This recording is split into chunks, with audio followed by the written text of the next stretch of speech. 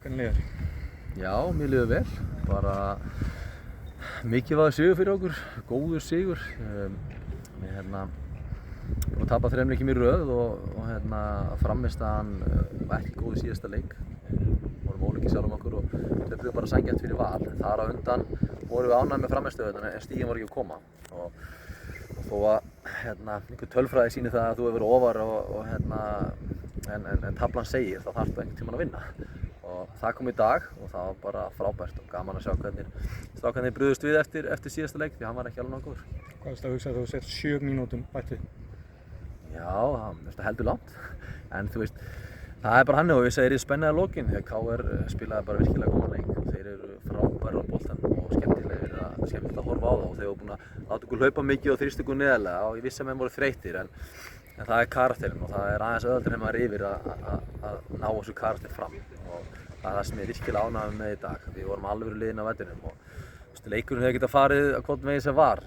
KR var mun meira með boltann í fyrri hálfleik en við hefum 3 dauðafæri og síðan seinni hálfleik fannst við ekki byrja alveg nógu vel en við sköpum færi, við skorum 2 mörk þannig að já, ég er virkilega ánægður. Þegar Hallgrímur stendur yfir boltanum á þessu færi, hvað er þetta? Vissirðu hvað kemur næst? Já, ég meina, Hallgrímur er alltaf bara frábær spyrnumaður og hann hefur verið alltaf sáttur við sjálfan sig í sumar að vera íkomið með fleiri mörk og stóðsendingar en það er bara þannig í lífinu ef þú vinnur fyrir hlutunum og ef þú ert duglegur þá farið það sem átt skilið og í dag skoraði hann 2 mörk sem var æðislegt þar sem hann var hörku duglegur, hann var talandi, stjórnandi inn á vellinum og það er bara þannig ef að hlutinir gangi ekki alveg eins og vilt þá ertu bara að halda áfram og gera rétt hlutina þá mun það detta.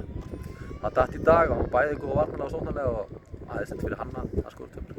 Við erum Örn ekki ópum og hans í meiddur en hefur hann spilað sem síðasta leikur í KR?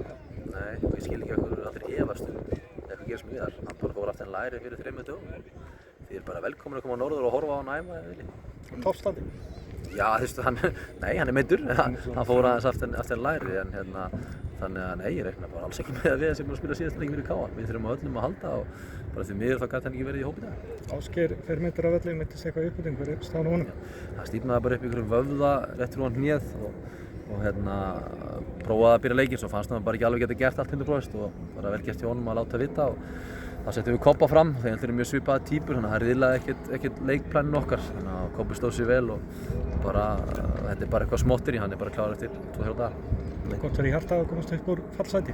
Já, það er það, ég við ekki alveg þó að það var alveg svona haldið smá ró í manni eins og ég sagði að við höfum fína frammistöður þá endanum þarftu einhvern tímann að fara að vinna og fá stig og við erum náttúrulega búin að eiga 2 erfiða leiki í seinni hundumóti, Víking og Val.